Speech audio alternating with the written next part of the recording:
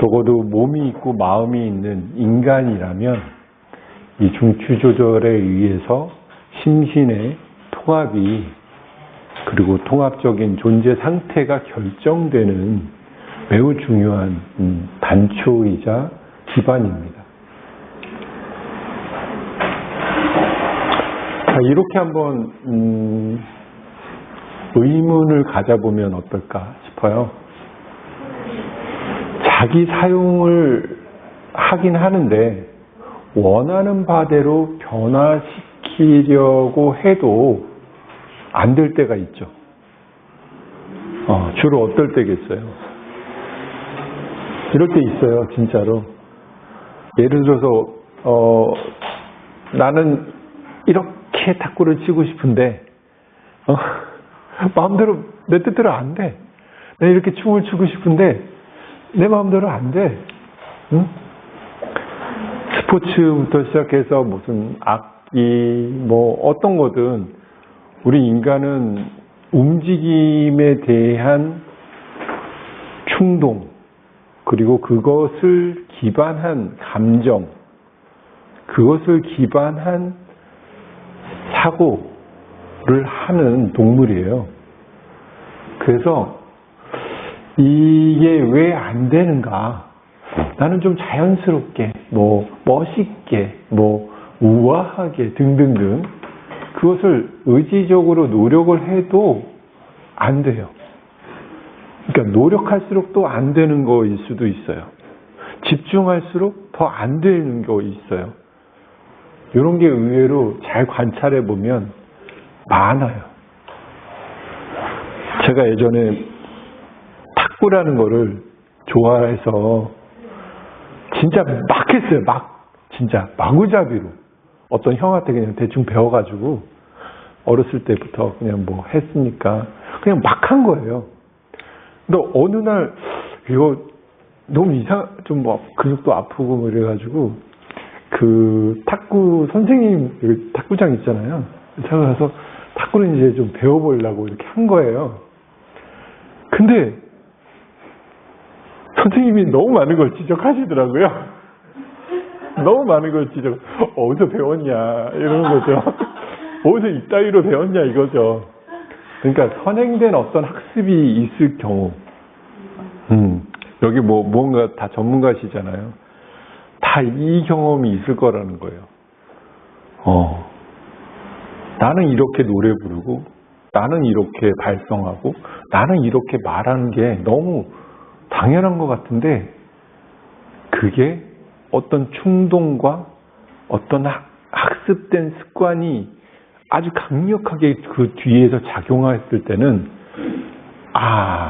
내가 노력을 해도 잘 안 돼요. 아주 잠깐만 가능해질 때가 있어. 진짜 잠깐이에요. 그 한두 시간? 응? 곧장 자기가 하고 싶은 대로 해버려요. 예를 들어서 성질 급한 사람이 갑자기 잠깐은 천천히 이렇게 하겠죠. 근데 조금 자기가 편한 상황만 딱 되는 순간 언제 그랬냐는 듯이 그렇게 돼요. 그래서 이게 어떤 문제인가를 좀 곰곰이 생각을 해야 AT의 접근 방식이 필요하고 또 왜 이런 식으로 하는지를 이해하게 돼요. 이 질문이 중요하다. 실제 예로 어떤 일을 왜 무슨 목적이 있고 어떤 프로젝트가 있어서 무리하게 집중할 때 있죠. 진짜 이건 내 명예가 걸렸어. 이런 일들 있잖아요. 그런 일 하다 보면 몰입하잖아요. 밤샘 하기도 하고. 재밌기는 해, 순간적으로. 근데 어느 과정 정도 좀 가고 나면 이게 자기 뜻대로의 결과물이 안 나온다든지 진행 과정이 순조롭지 못하다든지 이러면 어떤 스트레스를 맞이해요. 그리고 그게 그냥 정신적 스트레스로 끝나지 않아요. 무언가를 방해해서 어떠한 결과가 나타나요. 그것을 우리는 소위 긴장이라고 표현을 하는데 그 긴장이 뇌 속에 있나요? 심장 속에 있나요? 뼈 속에 있나요? 근육 속에만 있나요? 이게 결국 몸과 마음의 어떤 관계 속에 아주 깊이 있게 들어가 있어요. 그래서 해보셨을 거예요. 막 마사지도 받아보고, 뭐 일반적인 차원에서 물리치료나 약물, 영양제, 심리상담 등등도 챌린지 해보긴 해요. 근데 이런 문제인 경우는 좀 한계가 있어요. 즉 자기 스스로 무언가를 어떻게 접근을 하고 그 절차를 밟아야 겨우 되는 거예요. 그게 해결해 가는 하나의 원칙이에요. 누군가가 아무리 테크니컬하게 잘해줘도 저희가 그거에 대해서 의식하지 않고 뭐 이러면은 진짜 그게 그 어떠한 거라 하더라도 한계가 분명해요. 그래서 H라고 하는 부분이 중요하게 됩니다. 예를 들어서 보행 같은 경우 생각해 보면 좋아요. 여기 있는 게 그냥 뭐 단순한 예들인데, 보행을 잘못하는 경우 보행 같은 게 이렇게 너무 본능적이잖아요. 이게 잘 안 바뀌어요. 근데 만약에 보행 가르쳐주는 전문가가 있어요. 그 전문가가 머리는 어떻게 해야 되고, 가슴은 어떻게 피고, 턱은 어떻게 당기고, 호흡은 어떻게 하시고, 팔과 다리는 어떻게 스윙을 하시고 막 이렇게 다 가르쳐줘요. 스텝은 어떻게 하시고. 이거를 막 노력을 해요. 그러나 어딘가 어색해요. 그리고 무진장 노력을 해야 돼. 무진장. 그리고 어느 순간 되면 에라 모르겠다 하고 하는 것들도 또 생겨버려요. 이런 식으로 눕고 앉고 식사하고 수저접은 다 사용해서 탁자에서 우리 앉아서 식사하잖아요. 매일 하는 것들, 글씨 쓰고 읽기 이런 거 보면 딱 그 자기만의 그게 있어요. 특히 글쓰기, 글씨 쓰기 보면 거의 성격이 드러난다고 하잖아요. 변하지 않아요. 그 어떤 충동과 움직임의 패턴이 그 사람의 고유한 것 속에 있어요. 그래서 자기가 바꾸고 싶다고 해서 갑자기 글체가 바뀌지 않아요. 보행 스타일이 바뀌지 않아요. 이건 지문과도 같을 정도로 유니크해요. 근데 잘못됐는데도 그걸 못 바꾸는 경우 있어요. 굉장히 역학적으로 비효율적인데도 못 바꾸는 경우 많아요. 그 결과로 병원에 가서 통증 약을 받아 먹어야 하는 경우들 많습니다. 말하는 거, 대화하기, 컴퓨터, 핸드폰, 여러 가지 운동 배우는 것들, 또 생각하는 것도 되게 자기만의 그 학습된 틀이 있어요. 이게 이제 나중에 많은 문제들을 일으킨더라는 거죠.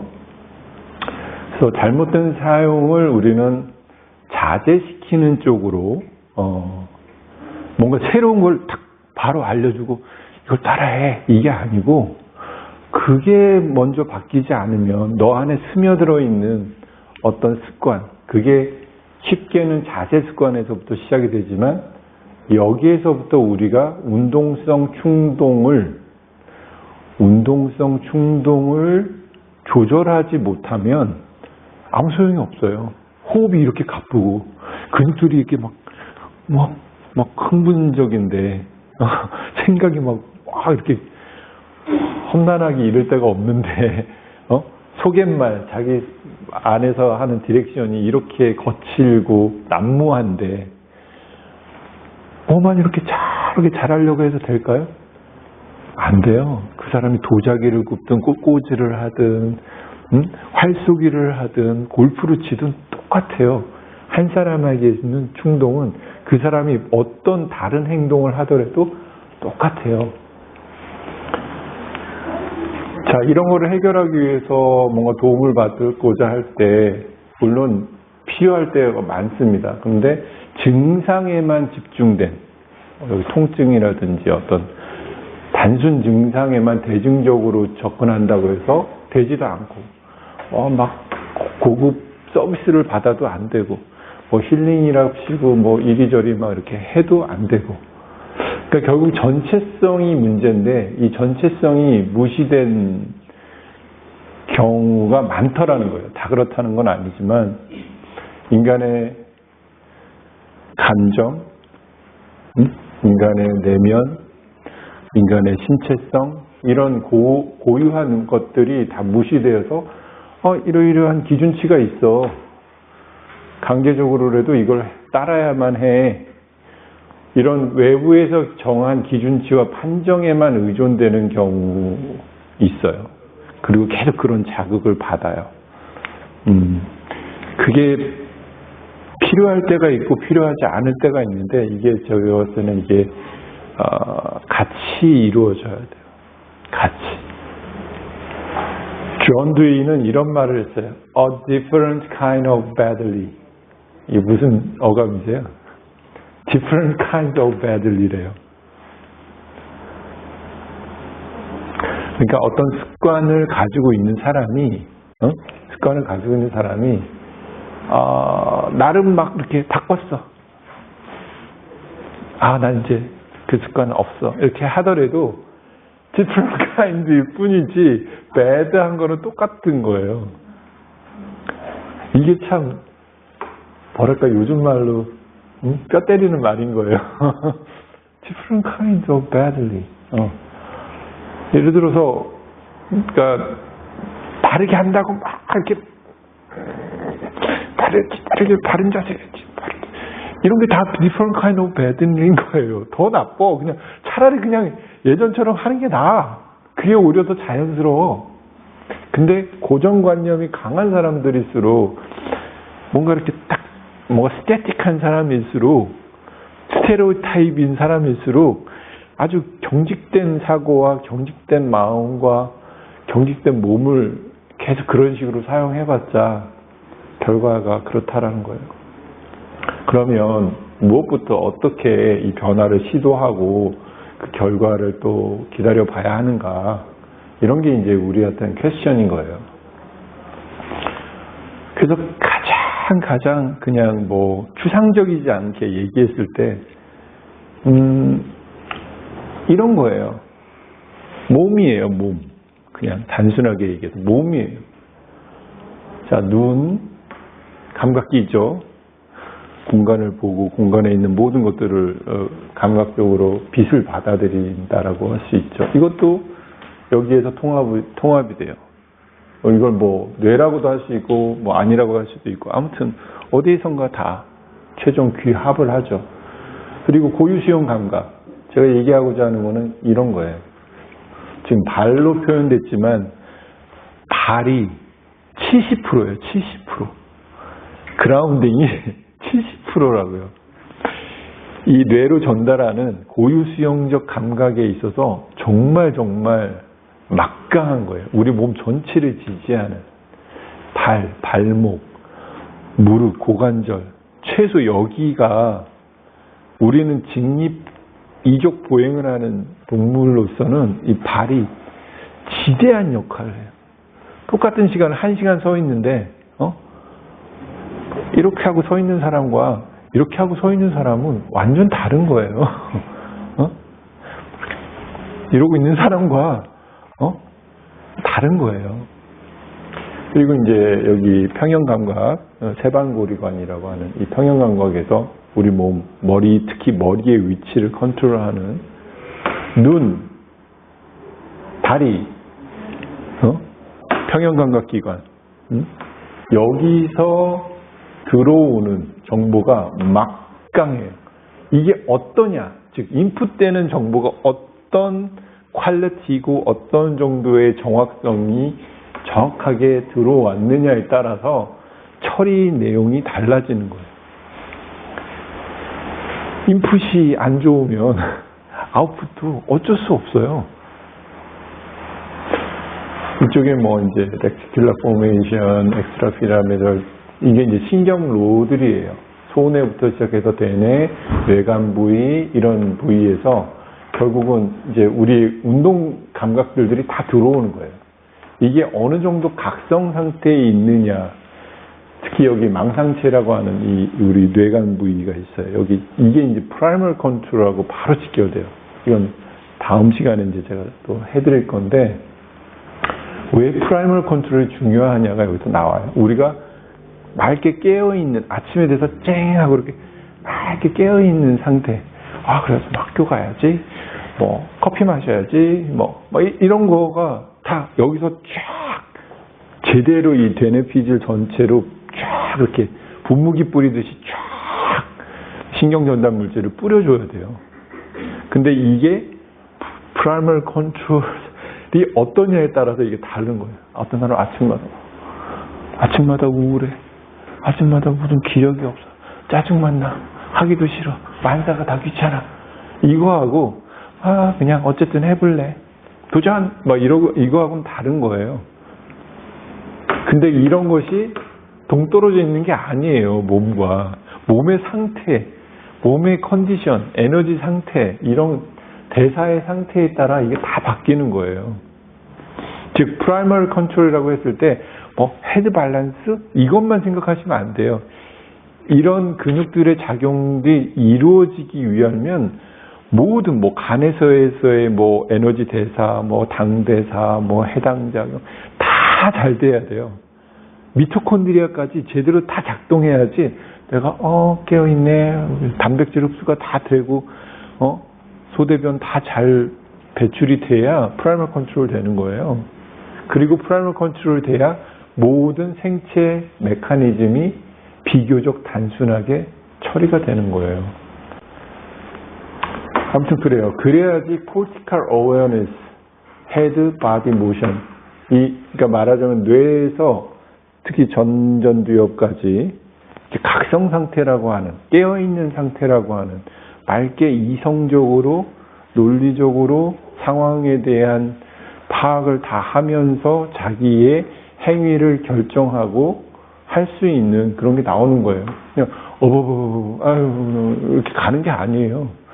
나는 그거 싫은데 제 계획하고는 안 맞아요. 이번엔 못 참여하겠습니다. 이런 말을 해야 되는데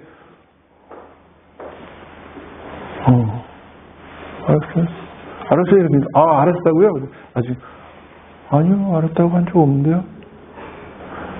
계속 이런 식으로 되면 관계 다 끊어져요. 그러니까 이 눈의 컨트롤이 이제 프라이머리 컨트롤하고 매우 직결되고, 이 눈과 이 포스처를 유지하고 컨트롤하고, 포스처를 어떻게 유지하고 내가 어떻게 하느냐가 결국은 이 모터 스킬, 어떤 걸 하든, 작은 장난감을 만들든, 큰 자동차를 수리를 하든, 무슨 달리기 시합에 나가든, 어떤 거든 인간은 이런 것들을 하게 돼 있어요. 이런 시스템을 이용해서 이걸 하게 돼 있다고. 생존하기는 기본 조건의 필수 내용이에요. 넘어지지 않아야 되고, 넘어지는 순간 끝나요. 저 원시시대 때 얘기했었잖아요. 원시시대 때는 아무리 사냥감을 큰 거 잡았어도 넘어지면 날짐승들한테 다 잡혀먹는 거예요. 그래서 아마도 수없이 들은 게 고유수용 감각에 대한 말인데, 이걸 좀 체계적으로 말씀드리면 우리 몸에는 굉장히 많은 감각기관이 있어요. 감각기능들이 있어요. 근데 굳이 이제 학문적으로 나누면 우리가 알고 있는 눈, 코, 입, 귀에서 들어오는 이 감각은 특수 감각 수용기라고 해서 이렇게 분류가 돼요. 그리고 외수용기, 바깥에서부터 오는 것들 있죠. 통각, 후각, 온감각, 입각, 이런 것들 외수용기를 통해서 들어오고, 내장기에서 오는 그런 느낌, 막 꾸물꾸물함, 설산하면 되게 아프잖아요. 그런 느낌, 이런 것들 다 내수용기예요. 그리고 고유수용기라고 우리가 말할 때, 고유수용 감각이라고 얘기할 때는 대표적으로 근육에 있는 근방추라는 것, 그리고 힘줄에 있는 골기건기관, 그거 외에 관절낭, 인대, 이런 데서도 오는 것들도, 또 간접적으로 근막, 이런 데서도 다 전달돼요. 얘가 다 중요해요. 다 중요한데, 저는 이거 전체를 다 감각이라고 보는 거예요. 그리고 우리는 이 전체를 고유수용 감각 기능을 중심으로 하는 체제, 예를 들어서 시각만, 미각만, 청각만 이렇게 따로 보는 게 아니라 이들이 잘 통합이 되도록 하는 중심으로서의 고유수용 감각이에요. 즉 감각과 운동, 얘네들은 운동하지 않거든요. 운동적이지 않아요. 그러나 이 고유수용 감각은 감각과 운동의 이 채널이 우리를 생존하게 하는 가장 강력한 정보의 시스템을 가지고 있어요. 가장 막강한 충동이에요. 절로 갈까? 저거 사 먹으러 갈까? 오늘 저희 새로 생긴 돈가스 집이 있는데 저기 갈까? 이거를 결정하는 거예요. 일단 고유수용 감각 해볼게요. 한번 같이 해볼게요. 자, 머리 뒤로 이렇게. 자, 머리 뒤로. 자, 가위바위보 하는 거예요. 가위바위보. 자, 자기가 뭐 냈는지 모르는 사람. 가인지 주먹인지 막 헷갈려. 그러면 고유수용 감각이 덜 발달된 분이에요. 자, 내가 팔을 반대쪽 귀를 잡는 거예요. 귀. 반대쪽 귀를 잡아보세요. 다 잡는 방식이 달라요. 이렇게 잡는 사람이 있고 이렇게 잡는 사람이 있고 다 다르죠. 자, 귀가 어디 있다라는 위치 정보를 아는 게 고유수용 감각이에요. 얘는 항상 여기 있다라고 나는 인식했기 때문에 여기 있는 거예요. 만약에 제가 네 번째 왼쪽 발가락 그러면 바로 잡을걸요? 그 잡기 전에 이미 정보가 뜰 거예요, 아마. 그래서 딱 그래서 글로 손이 이렇게 가겠죠. 이런 거예요. 그러니까 보지도 않고도 우리가 보지 않고도 내가 지금 멍키를 이렇게 했는데 지금 고관절 상태가 어떻다. 지금 근육들의 톤이 어떻다. 이거를 다 감지하잖아요. 그걸 우리가 어마어마하게 훈련한 거예요. 우리가 막 무슨 시각 훈련을 하고 막 청각 훈련하고 이러진 않아도 적어도 이 카이네틱한 센스, 내가 어느 정도의 지금 장력이다, 어느 정도의 긴장도를 지금 가지고 있다, 어느 정도의 힘을 쓰고 있다, 관절의 상태가 어떻다, 이런 것들을 다 인대며 건이며 근육으로부터 받는 거예요. 그래서 아까 질문에 있어서의 어떤 첫 번째 답이 이거예요. 고유수용 감각의 정확성을 향상시켜야 된다. 이게 무너지잖아요. 얘가 조폭 그룹의 형님이에요. 최고 형님. 시각보다 더 큰 형님이고 청각보다 더 큰 형, 미각, 후각보다 더 큰 형님이에요. 얘가 보스인 거예요. 얘가 무너지고 얘가 딴 데 가면 나머지 애들은 전쟁이에요. 오가나이즈를 못하는 거예요. 잘 생각해 보세요. 여기 눈이 이렇게 두개골이 이렇게 찌그러져고 턱관절이 찌그러져가 여기가 이렇게 압박됐다고 생각해 보세요.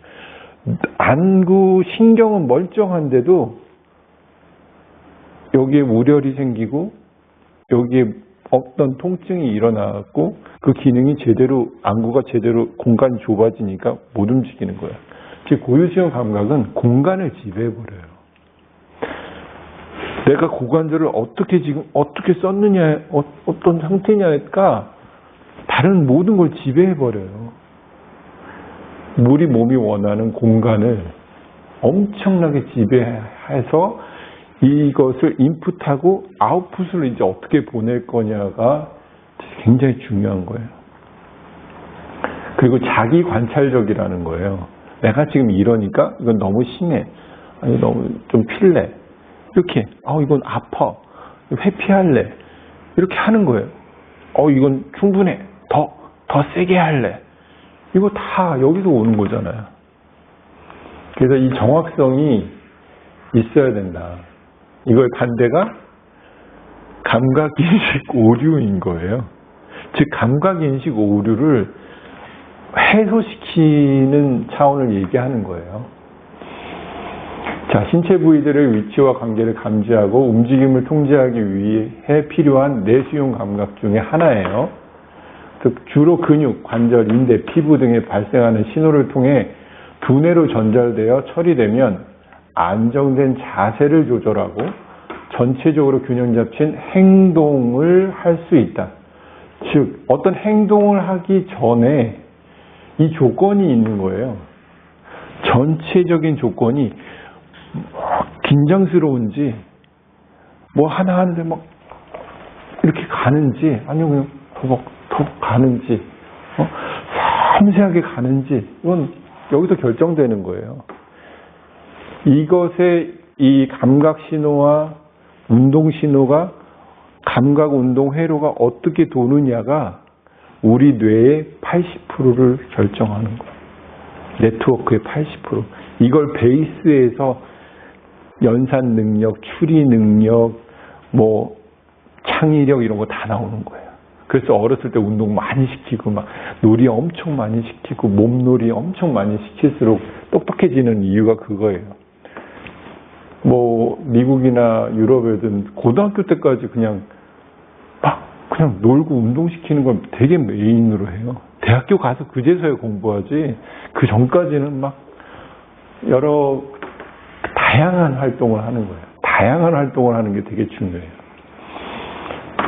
그리고 여러 가지 지금 긴장 상태, 운동의 진적 상태, 위치 변화, 공간 감각 이런 거 보이지 않고도 윈치의 위치를 파악하고 보지 않고도 무게 중심을 파악하고 안정적으로 몸의 위를 유지하며 넘어지지 않도록 하는 거. 빠른 반응이 필요한 순간이 있어요. 빨리 이렇게 해야 돼요. 그때 신속하게 움직여야지 부상을 예방하게 돼요. 이것도 마찬가지. 항상 뭐 이렇게 느리고 천천히 해야 하는 게 아니에요. 몸과 마음의 연결과 통합적 인식 능력을 향상시키는데 이 awareness의 기반이에요. 이게 약하면 아까 말한 망상체 회로가 다 무너져가지고 공급을 못해요. 그러면 어떤 자각 상태에 이르지가 않아요. 그냥 브레인 포그라고 그래가지고 이렇게 머릿속에 안개가 쫙한 것 같이 아무것도 기억도 안 나고 암기도 안 되고 뭔가 이렇게 명확한 어떤 자기 욕망이 뭔지 자기 의사결정을 하기 위해서 필요한 그런 것들이 데이터가 안 모여들어요. 그런 사람도 굉장히 많아요. 굉장히 많아요. 오랜 스트레스가 지속되면 그렇게 돼요.